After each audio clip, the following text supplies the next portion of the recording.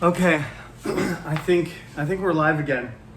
Uh, as you know, this is not a professional studio. This is just a corner of my office, and all my equipment is owned and operated by yours truly. So I don't know exactly what happened there. I think the video just froze suddenly, but the first 16 minutes in which I explained the option between the online and the offline version of the the writing task tomorrow, I think it's all there. Okay, so at the very end where I got cut off, I believe I was just saying, just make sure you put your personal information at the top and follow the instructions, whether you're doing it online or you're doing it in person. If you would like to email me and let me know if you are going to do it online or not, I would appreciate that. That would be nice. I can't give you any advice other than to say, as I already did, that log on to the CNU portal with your student number, be ready at 2 o'clock to click on the link and then follow the instructions, write your paragraph, and then you're done. The only thing I just wanted to add was that Shinu did say, am I allowed to use a dictionary in the classroom? And I have to say, I can't say no if there are students that are doing their test online, because although I think you are honest and I do trust you, I think you're a good group of people, the temptation just to look up even one word would be too much, even for the most altruistic person. So you can't use your phones though. When you're doing your tests online, you have to be honest, okay? It's a form, you've got to write your paragraph yourself. If I read your paragraph and the vocabulary level, the grammar, and the fluency and the style is nothing like what I've seen you do, right, for the entire week. And I do have writing samples of yours. I've read your sentences. I have your homework, I have your response papers. If on the final online writing task, the writing does not look like it's yours, that's a very serious offense. That's called plagiarism, and that is cheating, and you get a 0, okay? So again, the traditional way to write a test is to come into the classroom, sit down,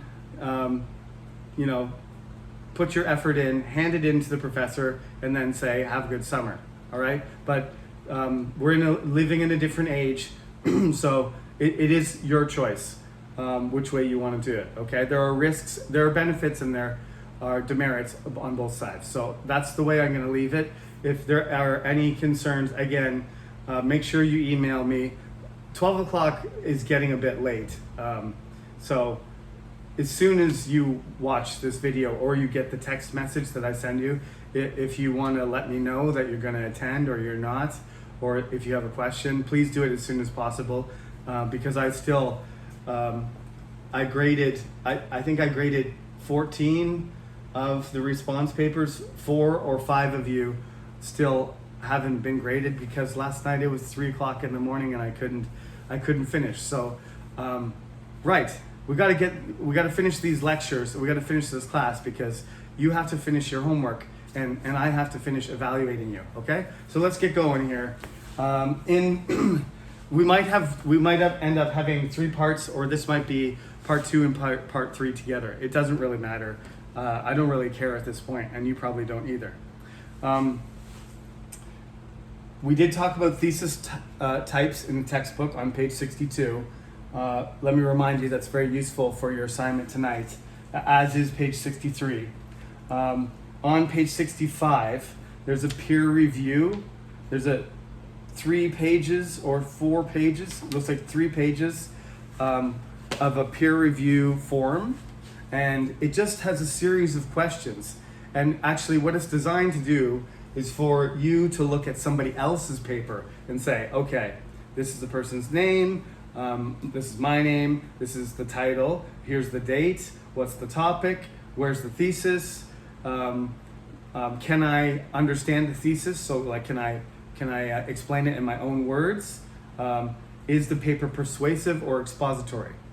What type of essay is it? Looking at the introduction. Does the introduction have a hook? What kind of hook is it? What's the technique?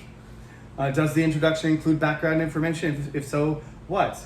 Is the thesis sentence, the final sentence of the introduction, is it good? Is it there? And then it goes on, and it breaks down how to, look at your own essay line. You look at your own essay outline yourself. If you look at these pages and you answer these questions about your own writing, you can double check and see, you can see if you're on the right track. You're never going to know exactly, but if you go through this checklist and you go through this form and you're satisfied that what you've done answers these questions pretty well, then you can be fairly confident that you're going to get a good score. Okay, so I recommend, if you have time, when you're looking over your essay outline and when you're preparing, even though we're not doing an essay tomorrow, I told you that, it's just a single paragraph. Nonetheless, all of these things apply, right? All of these things, arrangement of paragraphs, support, statistics, what's convincing, emphasis, rhetorical devices, is there a concluding sentence? All of these things are applicable. So have a look at those pages, 65, 66, and 67, tonight as you're finishing your homework and you're preparing for tomorrow. Drafting, of course, that is something we couldn't really do. If this was a class which was spread out over 3 months, what we would have done is, instead of having a thesis statement assignment and then having a response paper assignment and having an essay an essay outline assignment and then a writing task and then the end, what we would have done is we would have actually brainstormed, done the outline, written a paper, proofread the paper, written it again, proofread it again, edited it again, and each time you do it again, it's called a draft, right? I have my book. I like to show off here just because I just like to show it off because it's a book. It's not because it's an awesome book. It's just because most people don't get a chance to read a book. So, it's like the same thing as saying, oh, I hit a home run once. And, you tell the story. This one time I hit a home run. This one time I wrote a book. And it wasn't a great book and it wasn't a bad book. But the first version was really, really not. Had a lot of problems with it. By the time, this is the 3rd edition, I think I've done more than 20 drafts, right? I've written this. It's not like I rewrote the whole thing, but I wrote it, I read it, I fixed it, I submitted it, I got it back, I added more, I deleted things 20 times to get this thing, okay? That's what you have to do if you want to write a real book. But usually, with my students, usually, you're grad students, but with my freshman students, usually I just say, 1 draft, please. Just 1, okay? And the same thing goes for you. If your response paper, it's too late now, but I should have said this already. But we are really, there's not enough time for a lot of these things. Drafting is one of them. But if you just write something once and step away from it, and then come back to it an hour later, the next day, and look at it again, there's some distance and you can look at it from a fresh perspective. The best thing to do is to give it to somebody else because they've never seen it before. But if you write something and then you quickly look it over 5 minutes after you finish, you're not going to catch very many things. That's what's going to happen tomorrow when we do that 1 hour in-class writing. And I understand, everybody understands that. You don't have enough time, you can't draft. So there's gonna be mistakes, right? So, excuse me for a second.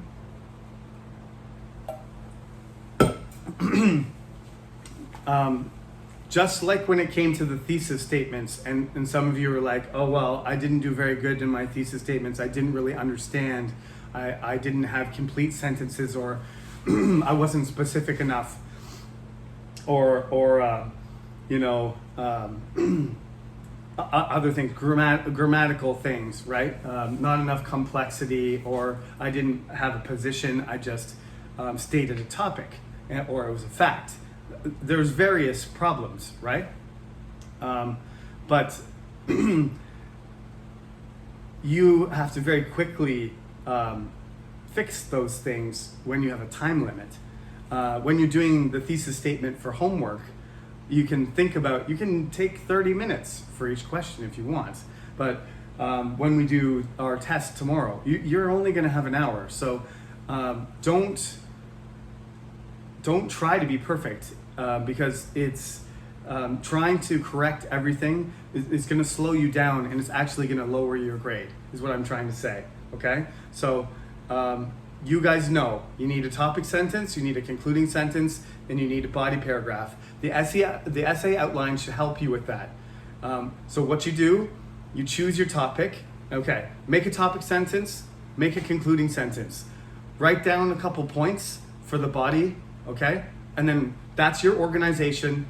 Write your paragraph from the beginning to the end, or from the middle to whatever, like I said, whatever you want. But what you should do really is write your topic sentence and your concluding sentence, and write down, it doesn't have to be sentences, just write down some good points so that you have an organization, and then write your paragraph, and then your test is over, right? That's it. You're not going to have time to print it off and look at it again. There's no drafting.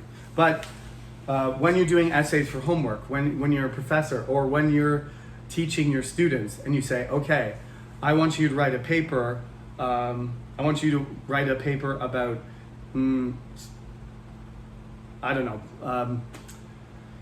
school violence, bullying. I'm middle school students. I want you to write a paper about bullying, okay? And you say you have 2 weeks to do that. There's no reason why you couldn't write several times. You could write one, and you could throw it away, and you could start again, or you could change half of it and adjust it. You could write 5 drafts. Usually students don't, but good writers do.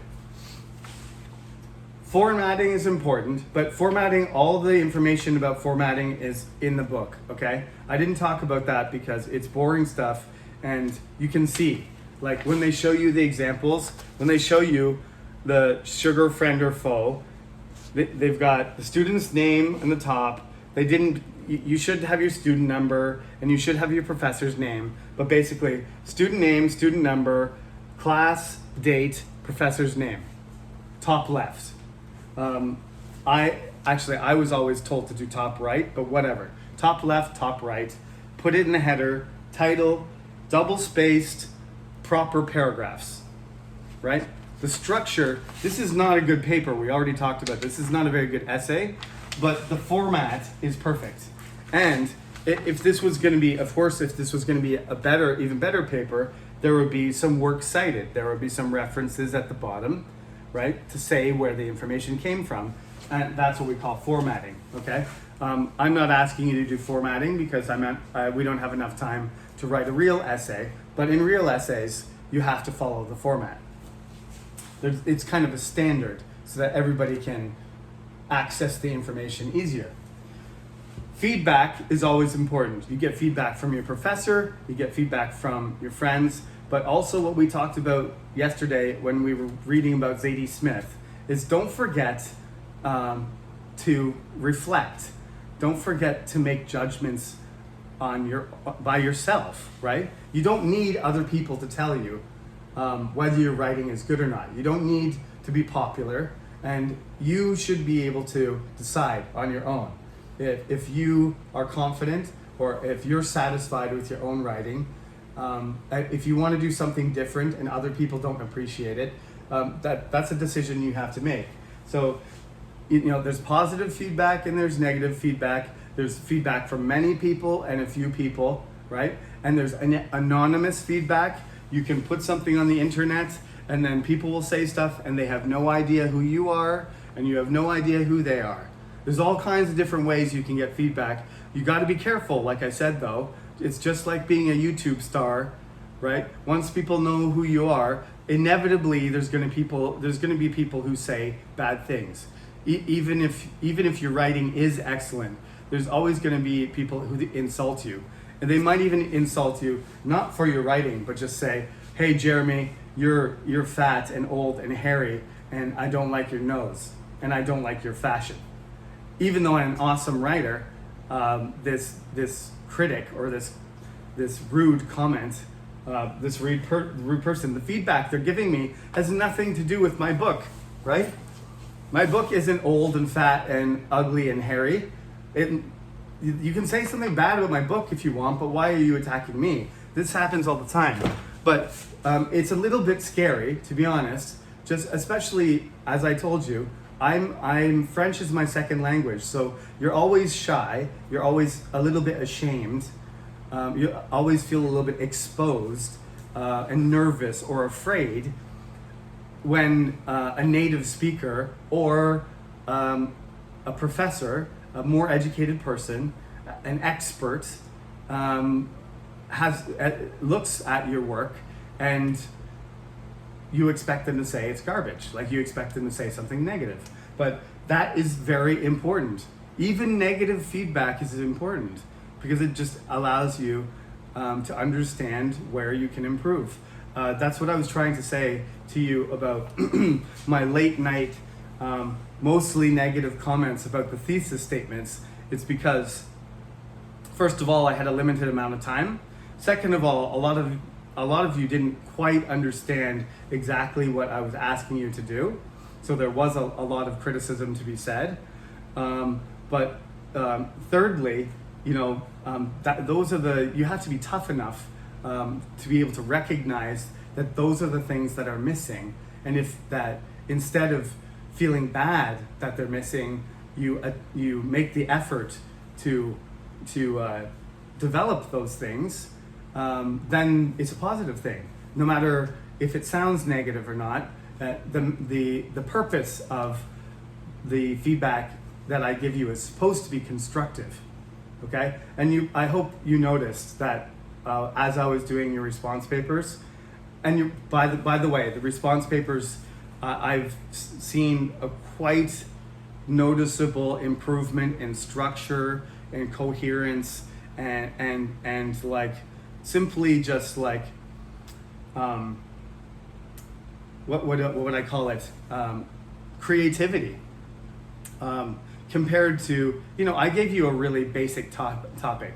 The sample writing that you wrote was just like a happy moment in your life. And maybe that doesn't sound like, I can't do very much with that. I'm just, my 15th birthday or something, or one day my boyfriend gave me a present, or I went swimming with my family in the Philippines. These just like, family experiences or getting married or whatever it was, these big events in your life, that's not very complicated. But when it came to the response paper, and I asked you to write about whatever topic you were interested in, I think that's another teaching point. That's another thing to remember when you're teaching. Sometimes it's good to make all the students write about the same thing. And I read you some of the examples of my middle school students writing. They all wrote about the happiest moment in their life. Their teacher, their Hagwon teacher, the topic is never that general. It's never that open, right? They all write about the same thing. So it's not like one student's going to write about economics, one student's going to want to write about environment, one student's going to want to write about Hamlet, one student's going to want to write about North Korea, right? That doesn't happen. But the variety of ideas and perspectives and content was very good. Some people have some grammar issues, some people have some structural issues, but the scores, compared to the first assignment, much higher. Okay, so you can be proud of yourselves because obviously, you're improving. Hopefully, you're listening to some of the things I'm saying, and that you're practicing and you're realizing that some of these strategies can be more effective. So, as I said, 4 people still haven't gotten their grades, but by tonight I will check them. But the 14 students that I checked, their response papers, none of them were bad, I would say. And I did tell you that the thesis statements, there were some bad homework, but none of you did a bad job of your response paper homework. So good for you and thank you. It's much better to grade and evaluate higher quality homework, as you know. Okay, we talked about analysis, all right? I'm not going to talk about that more because we talked about Virginia Woolf, we talked about Zadie Smith, we talked about sugar, right? And we did, in the back of the book, we talked about future proof, about the electric car stuff. We analyzed stuff and we talked about logic, and we criticized. Every time we came across something in the book, like when we talked about the thesis statements, right? What page was that on, if I can find it quick?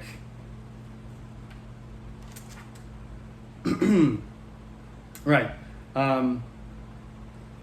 Page... Where'd you go? Okay, there's where that was where we wrote about I want the types of, remember when we were reading about the claim versus what kind of thesis statement it was? Where did that go? What page is that on? I missed it. Anyway, you remember it was proposition, or it was claim, or it was prediction, right? What kind of thesis is it? And we read examples of it, and we found that there was something wrong in each example. Oh, there it is. I finally found it. It's on page 12. Sorry about that delay. So writing a thesis statement, right? Thesis statement in expository papers. Oh, that's not right either. That's still talking about sugar.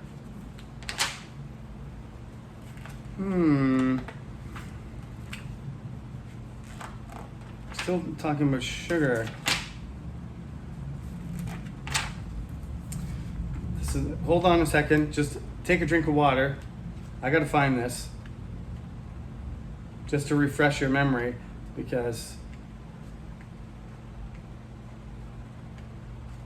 was it after chapter 6?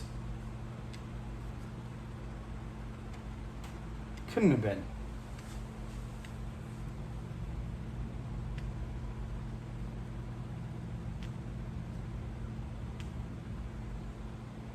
Well, the connector, I remember mentioning the connectors on page 58.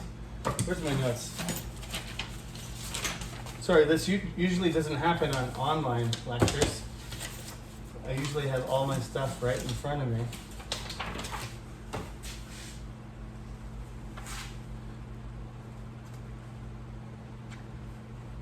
Oh, there it is, finally. Man, sometimes maybe I'm not the disorganized one. Maybe it's the author. That seems like it's really far away from the thesis exercises from page 12 to page 62. Anyway, I said already, I jump around because I don't really follow exactly the method that they do here. But we talked about the 3 types of thesis, right? And I wanted you to choose one of them. Claim, proposition, or prediction. And we read them. We had students read them. And there was an issue with each one. The industrial practice of polluting water threatens to destroy all animal life, right? That was the claim. And the proposition was governments throughout the world should condemn known polluters to prison. Now, the claim, first of all, we said, that's too general, right? There's all kinds of different possibilities here. Industrial practice of polluting water threatens to destroy all animal life. Yeah, that's true, but there's no specific reasons for that. What kind of pollution are we talking about, and what kind of animal life are we talking about destroying, and what industrial practices? Right? There are various types of industrial practices, so we always got to question. Like, you're making a value judgment, and when you make a value judgment, it's just like being a judge in a court. If you're a judge in a court, right, and there's a murderer and there's a victim, and they just say general things, and then you just give a general answer. You can't do that. You have to analyze all the evidence carefully to make a decision about who's guilty and who's not. It's the same kind of thing.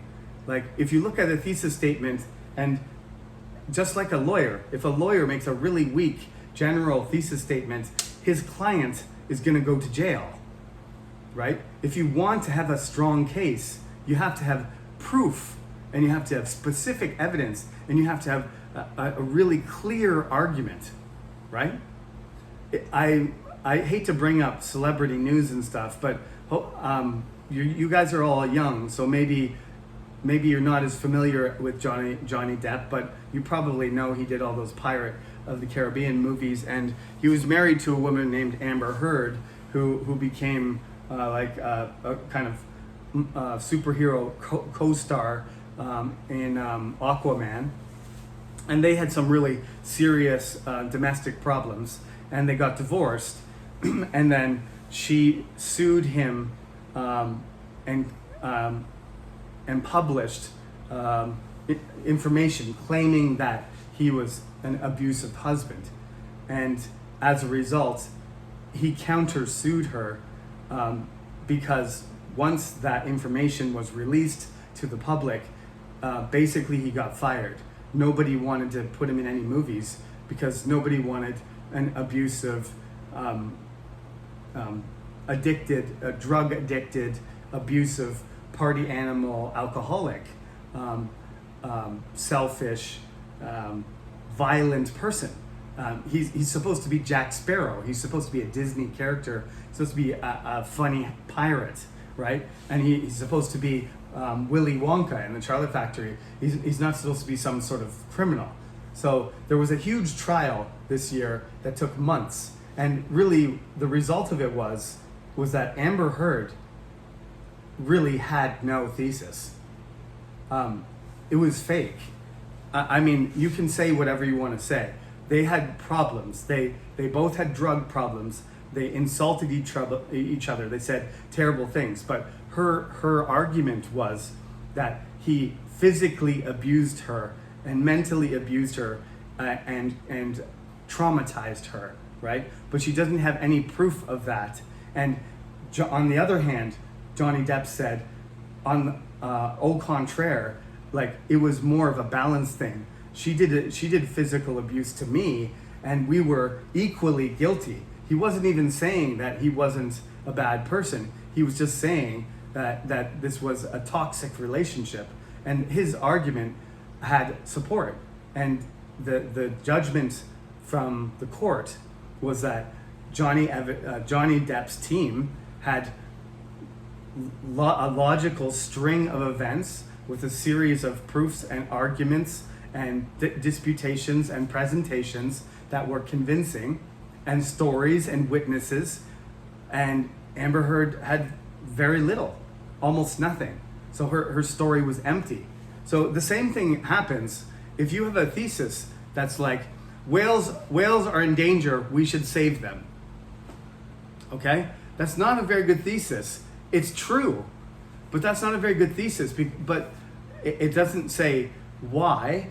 It doesn't talk about the history of whaling. It doesn't talk about the environment, the damage to the environment, or the fact that certain countries still hunt them, right? Or that they're swallowing plastic, or that the temperature of the water is changing, right? Or that there's so many ships in the seas that are passing through the places where they migrate and where they have babies and they mate. There's many reasons why whales are in danger, and you're not giving any specific reasons why. So you're ending up just making a broad statement, right? Which it's the same thing as saying the sun is hot, right? You can't start an essay saying the sun is hot. Yeah, that's an obvious statement. You don't write an essay about that. If you want to write an essay about how the sun seems hotter because the ozone layer is being destroyed by carbon dioxide and carbon monoxide and methane that is produced by fine dust from factories and from agricultural animals like sheep and billions of cows that produce these gases, and it slowly eats away at the bubble that is protecting us from the sun's heat, and that's why the sun is hot. That sounds like an essay, doesn't it? Saying the sun is hot just sounds like, basically it sounds like a kindergarten kid coming out of class after school and saying, wow, the sun's hot today. They're just making a statement about, and they're just making an observation. They're not making an argument about why the sun is hot, or why the sun is hotter than it used to be, right?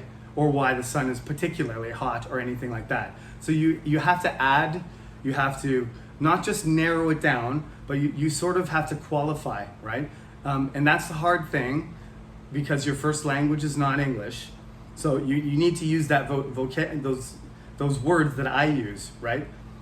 The sun is particularly hot this summer because of certain weather patterns, right? In England right now, it's like 42 degrees, right? What's the reason for that? Well, don't ask me, ask a climatologist, a meteorologist, or an environmental scientist, and they will write you an essay, and then you can find the answer, right? All I'm gonna say is, all I know is, right now everybody in England is cooking, and it's not normal, okay? So that's where the essay comes in, the expository essay comes in, which provides the proof, the defense for the argument. And where the persuasive essay comes in is more when you're just trying to start a movement, right? Rather than talking about, okay, climate change is happening and we have to recognize it because it's going to kill us. That's more of an expository essay. But if we're talking about, for example, since I've been talking about Virginia Woolf quite a bit this semester, if we're talking about society, right? If we're talking about Korean society or any society, but let's just say Korean society, if we're talking about women's rights and we're talking about feminism, and we decide, okay, which way are we going to go with this, right? Why is it important that women have the same rights as men? There's many, many reasons, okay? We can just start with the first one, which is there's no reason, there's no basic reason why a man should have more power than a woman, other than the fact that maybe physically they could overpower them. But that's not the way our society works anymore, right? Thousands of years ago, we needed men to defend the villages and stuff, but a woman could fly an airplane or shoot a missile or operate a computer or a drone or hack into something or be an engineer just as well as a man at this point, right? As long as we give them the education. Physical strength isn't really a reason for a man to be superior to a woman anymore, because physical strength isn't the biggest advantage in society anymore, right? It's education, intelligence, social skills, and women in a lot of cases have better education, social skills, discipline, relationship, empathy. These skills are just as important than any skills that men have. So let's make that, we can just start with that argument. So women should be equal to men, making the same amount of money, having the same amount of opportunities, just on that basis. Modern society doesn't prioritize, the physical, advantages of power or military strength, or even like when it comes to construction or something like that. We have machines now, right? We have big tractors and machines to do that. So all these things have started to equalize, where perhaps in some situations the man would have been more valuable because of physical strength, but those situations are not, they're very rare and not important anymore. But that's not the only direction you could go, of course. There's so many other directions you could go too, right? Like, what women want to have a life just as much as they're human beings, just as much as us, and they want to have, enjoy their lives. They want to have their own careers. They want to have their own future, right? They want to make their own choices. There's a birth rate problem in Korea. What is the reason for that? I don't know. Is because women have to do too much? They want to have a career and they want to have a baby, but having a career and having a husband and having a baby and not having enough help is too difficult. And so, a lot of women decide to only have one baby or no babies because that's the situation, right? These are all persuasive essays. You can't prove one way or another, but we talked about this in class.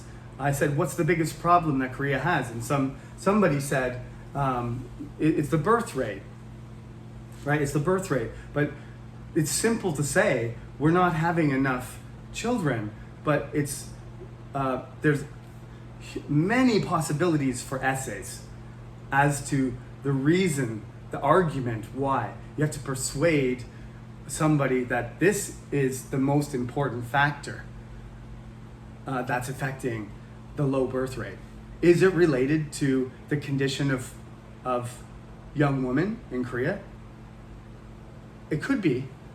Personally, I think that's a good possibility. I don't think it's for sure that. I don't even think that's maybe the best answer. There's lots of issues. I mean, just economically, things are too expensive, right? Paying for kids' education is too expensive. Houses are too expensive. So maybe those are the most important things. But I also think that the situation that women have to deal with is also affecting how many children that they're interested in taking care of. Okay? So there you go. That's a pretty thorough review. That's my best recap I can manage in 25 minutes or 30 minutes about the fundamentals of papers. So since I've already spent almost an hour doing these talks, and I know you have a lot of homework and I have a lot of grading to do, I'm going to leave this alone. But I know creative writing is fun, and I hope you had fun doing the circle writing yesterday as a little bit of a break. And I did upload the creative writing fundamentals short article, which emphasizes those 4 things, right? How to develop images, how to develop a voice, how to develop character, and how to develop a setting. And so you can print it off and you can download it on your computer if you want to. And I think these 4 aspects, if you want to teach creative writing, I think it's a good basic. This could be a lesson plan, or it could be several lesson plans, right? You could teach images one time as a mini lesson, and you could teach voice another time, and then after you taught all those aspects, then you get the kids to write their stories, right? That's what we used to do. In fact, they usually didn't even give us these fundamentals. They just said, okay, everybody, get your pencil and you have 30 minutes to write a story. And of course, I wrote about elves and snakes and dragons and wizards. But some kids just don't know what to write about. So if you sort of give them some building blocks, and creative writing is very flexible, but basically this is why it's called fundamentals, is because all creative writing has to have these things in them somewhere. Okay, so that actually brought us to the end of part 2. Well, everything got split up because of my interruption in my video, but I don't really know where we are. So we'll call this part 3, but I'm just going to continue anyway. All right. So professionalism. Like I said, this is this is sort of something I think that any writing class or English class or business class should have. We should probably have a class. We should have a class that is just about applications. About that we should offer a class that teaches people how to do interviews, how to do presentations, how to do maybe they exist. I don't know. Perhaps it's in Korean and it's not in English. That's why I don't know about it. But often, even if I teach presentations and I teach about interviews, but they're not job interviews. They're more about just language test interviews. Okay. But what I'm talking about right now, this is not related to any of the other things in this class. Okay, just so you know, this is extra material, and I'm doing this specifically because last semester several students said to me that they liked my class and they thought they learned about writing, but what they really wanted to know was how to write a resume or how to write an application, because they had no idea, and especially in English, and they thought it would be really beneficial if I would include that in my course. And I don't know who they are, because it was after the class a feedback thing. So they didn't say it to me personally. It was just they said I like the class, I like the writing, but I think the textbook was okay. But if the professor had given us some more practical professional writing practice, then that would have been very helpful for me. I think maybe the student was a senior, I'm guessing, because that's usually the people that are concerned about that kind of writing. So this is what I'm going to do for you. I can't share my own resume or my CV or anybody else's that I have, because those documents are considered confidential. But what I am going to do is I'm going to read, first of all, I'm going to read a reference letter, because reference letters are, I think, not that important in Korea, but since I've come here, since 2007, in the last 15 years, more and more emphasis on references have happened. When I first came here, the first 5 years I was here, and it might have been because I was only 27 years old and nobody wanted me to give them a reference. I don't know. That could have been the reason, but nobody asked me to write a reference letter. But in the last 7 years, every semester, I'm approached by former students asking me to write reference letters to various universities all over the world, and it always makes me proud that they chose me to refer them, and it means that they did well in my class and that they liked my class, and they think that my reference is valuable. So I always try to do my best. So hopefully in your future, at some point, one of your students who's exceptional will continue to study, and then they'll come back one day and say, I'll just randomly pick somebody in the class, like Unbeat, I guess Unbeat Sansengnim, or whatever your last name is, Professor Kyosunim, I'm applying to University of Chicago, and I need a reference. Would you write me a reference letter? Okay? Hopefully that happens, because writing reference letters is not exactly fun, because it takes a little bit of time and it takes a little bit of thought, but it's another one of those things that once you've written it, you fold it up, you seal it in the envelope, and you stamp it, and you give it to the student, and then a month later or 3 months later, they email you back and they say, I got in. It's almost like you got in when one of my former students is able to do that. I had a student that actually she got into an Ivy League school. I can't remember, Cornell. I think it was in Cornell, and I wrote the reference letter to Cornell, and I said to her, "Are you sure? Like Cornell is like a top 10 university like worldwide. You want like Professor Nobody from Chungnam to write you a reference letter?" And she did, and I wrote it, and she got in. So probably she was super smart, and it had nothing to do with the reference letter. But let me just read you a sample so you get the idea. All right, and I'm going to leave out. I'm going to leave the course names in because I taught them, but I'm going to leave the person's name out. But this was an international student, and she was applying to go to a university in Germany or France, but she wasn't from Germany or France. So anyway, she was a very good student. So this is the way I started it out, because she wanted, she was applying to various universities, so I didn't know the name. So I start out by saying, "To whom it may concern." This student, this woman, was my student in 2 courses during this fall semester of 2019. She was attending Chungnam National University as an exchange student from her home country of I won't tell you. She distinguished herself in both Composition 2 and in topics in British and American culture. In the composition course, she demonstrated great organizational skill, a creative impulse that added stylistic element to her writing.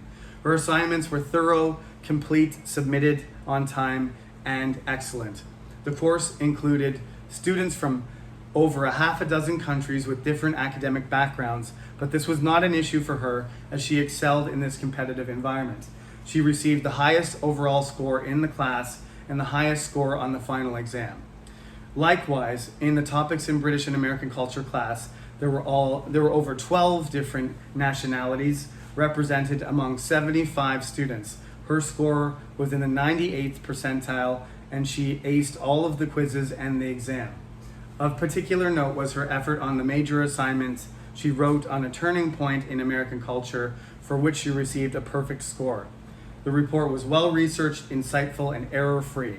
This course is one of the most challenging that the English department offers at CNU, and she was capable of handling the material without any trouble. She is among the very best students I have taught in the last few years, and was a pleasure to teach, both because of her intelligence and her positive attitude.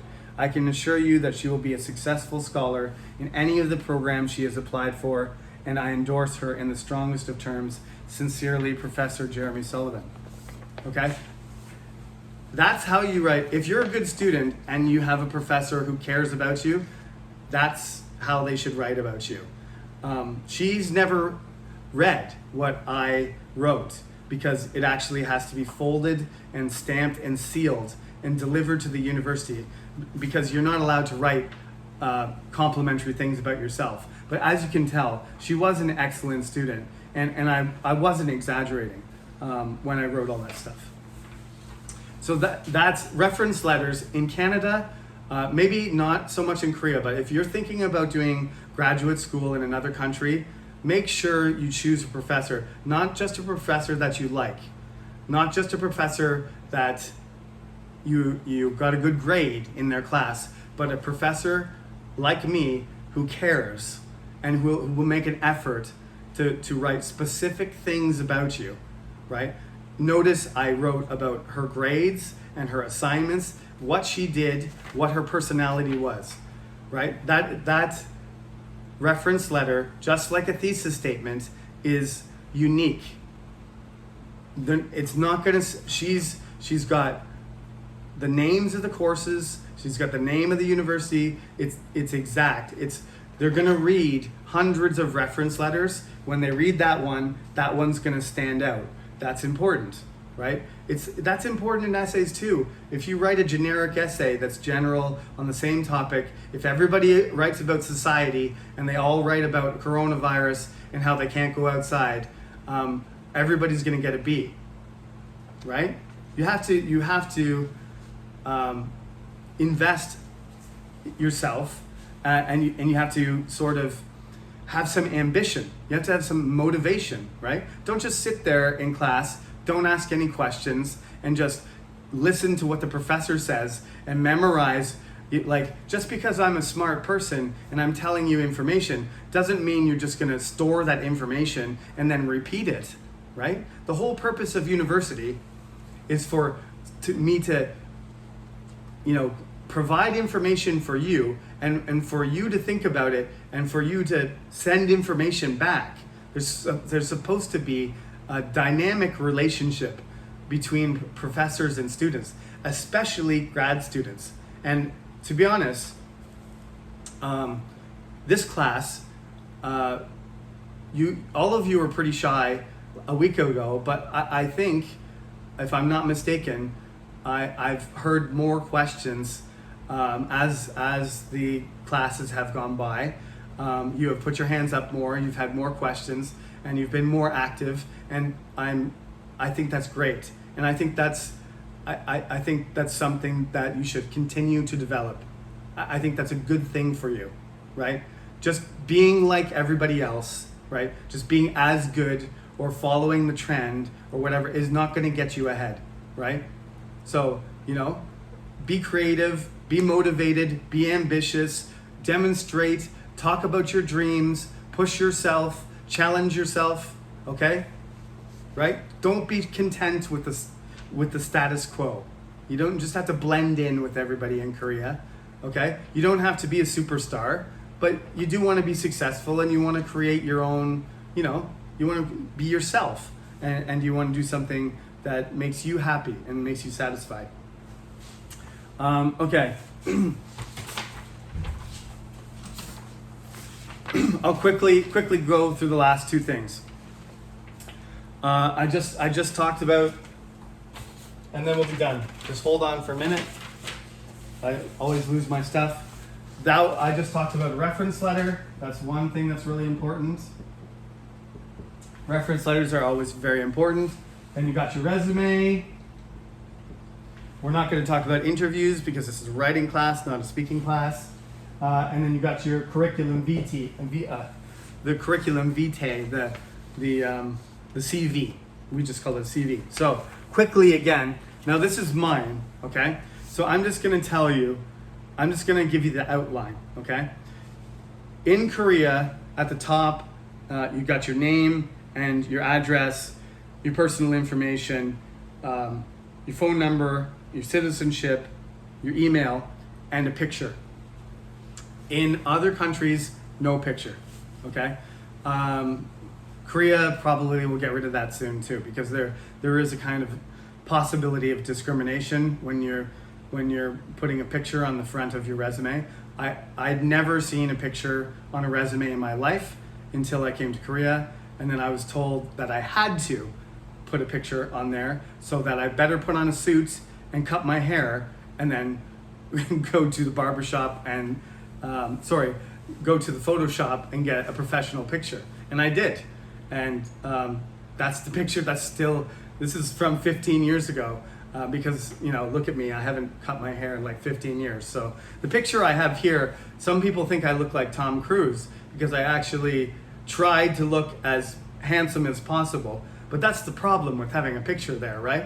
Because that has nothing to do with my ability as a worker. But anyway, the picture's there in Korea. In other countries, usually you should not, in fact, it's not allowed to put a picture of yourself.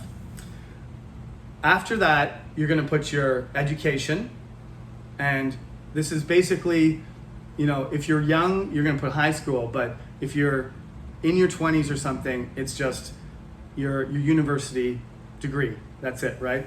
Certificates, any certificates, licenses, courses you took, and your university degrees, college, anything like that, education. Then you put your work experience in order, chronological order. Then you put any other skills or interests that you've developed. And then you put your references, and that's it. Okay? 2 pages. Resumes are not supposed to be long. That's one of the most important things, is put the most important things that you offer, the most important things that you can offer to your employer, and put them on the resume, make it very easy, very simple, and then in the interview, if they want to know more, about something that you mentioned, you have a chance to explain the context, the background, right? Oh, here you say, you're really good with computers. Why is that? You'll say, oh, well, when I was in high school, I always, I took computer class all the time, and after school, I helped build computers, repair computers, run the network, and so I learned all about tech support, and that's how I got an internship after high school, blah, blah, blah, something like that, right? Or like I was really into sports. When I was young, I played, on my high school soccer team, and I was the captain of the soccer team. And so, to be healthy, I still play adult soccer, every Wednesday night. That's the kind of thing that you get to say in the interview, but you don't say that on the resume. You just say that the simple facts about your experience, your education experience, skills and interests, and then you put your references, and it should be 2 pages or less. Even if you've worked at like 20 different places, remove the ones that are not important. Just put all the important information in 2 pages or less. That's how you write a good resume, okay? CV. Now here, I'm sorry, my CV is brand new. I wrote this CV. It's really stupid, but I've been a professor for, I've been a professor for 13 years, but I taught at university before that. So 15 years, I've been doing academic things, but I've had this job for 13 years, so I've never actually had to apply for an academic job where they asked me for a CV. But a month ago, I applied to do a speech at a conference in Daejeon. I think it's in Pyeongtaek, but whatever. There's an international English conference hosted in Korea, and I would like to present at it. And so they wanted me to do a bio, a description of who I am, where I'm from, how old I am, and that kind of stuff. Just basic personal identification. And then they wanted my CV. But I didn't know how to write a CV. So I'm not actually sure if this is a good CV or not, because this is my first one. However, I don't know, it sounded like most of you didn't even know what a CV is. So basically what it is a CV is an academic resume, okay? So I put my information at the top, right? I put, I'm a professor, so I put my office and the address of Chungnam National University and my contact information first. Then I put my research interests, so the fields that I'm interested in. And unlike my resume, I don't care. I'm just going to tell you the details about this because I think I've already told you.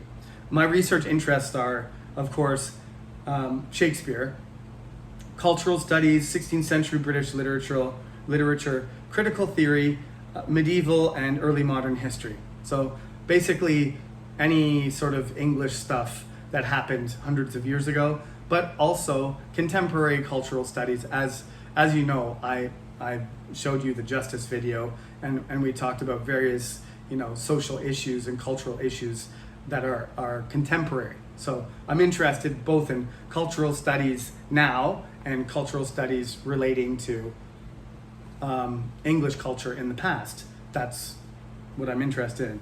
I have a bachelor degree in English and Cultural Studies from McMaster. I have a master's degree in English and Cultural Studies from McMaster as well. And I'm a PhD candidate at Chungnam National University, and I'm an adjunct lecturer. I've been an adjunct lecturer here for 13 years. And before I came here, I was a high school English tutor. And before that, I was a senior teaching assistant in the Department of English in Canada. Then there's a list of conferences I've been to. I showed you my journal article. That journal article was related to conferences. I've done 4 conferences so far. I wrote a book. I've written 5 articles and a book, and I've gotten some scholarships and I've gotten some grants.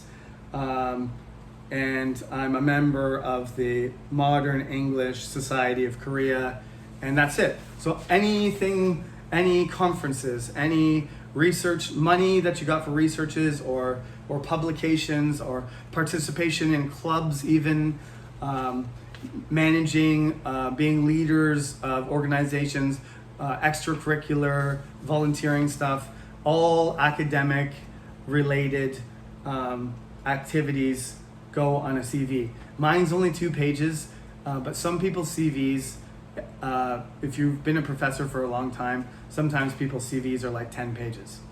Mine's only 2, because I'm missing some things and because I'm not really that old. 41 yesterday, but that's not that old for a professor. A little bit, but not that old. So that's part 1, 2, and 3. We were interrupted after about 16 minutes, so the second part ended up being an hour long. There's nothing wrong with pausing after watching for 15 minutes and taking a break and having a drink or stretching and then watching the rest. You don't have to watch an hour in a row, but I am going to set the timer for an hour. So the first part is only going to be 15 minutes to complete your attendance, but this second part is going to be an hour long. So you've got to make sure you complete the timer. The timer has to complete 1 hour long so that you can get your attendance credit, okay? So I hope the things that I said to you today are helpful. Everything is set up for the test tomorrow if you want to do it online, and the classroom is available for you to do it in person, okay? The people who already contacted me, the 2 who have been exposed, they are going to have to do it online, so they will have to listen carefully to the instructions. But right now that I've finished recording, I'm going to send a message to all of you. So listen carefully to these lectures today and make sure you know all the information. And if I don't see you tomorrow, thank you for taking the class. It was a pleasure teaching all of you. I think all of you are nice people and you have good personalities, and if you work hard, you will all become great teachers, okay? And if I do see you, then I'll take your exam and wish you a happy summer, okay? So I obviously at this point I say, are there any questions? But there's nobody here except for my umbrella. So that's all I have to say for today, except for thank you for, putting up with this really insane schedule of 3 or 4 hours a day and doing all this homework. I know there's a certain amount of suffering that you have to go through, but like I said, 2 days from now, you'll feel a sense of, I think the best thing to say, not just satisfied, you'll feel a sense of accomplishment, because that's the thing. If you do a class and it's easy and you get a good grade, you're like, yeah, well, I got a good grade. Of course I did. But hopefully this class was challenging, but not too challenging enough. And when you see your grade, you'll feel like you're a smarter person and it was valuable. And then you'll have, that you'll have that sense of accomplishment, which that's what I like to see. And that's why I'm a professor. I like to have that feeling that I'm developing and I'm improving. So your grad students, be tough, and good luck with your homework tonight, tomorrow, and tomorrow night. And if there's any issues, remember, I have to put the grades in by Sunday. So if you have any concerns, you got to be quick and communicate with me as fast as possible, because by Monday it's too late. Okay, thank you everybody. I will see you tomorrow, hopefully, and if you are one of those people that are sick, I hope you feel better quickly and you recover and everything's okay. That's the end. See you in the test.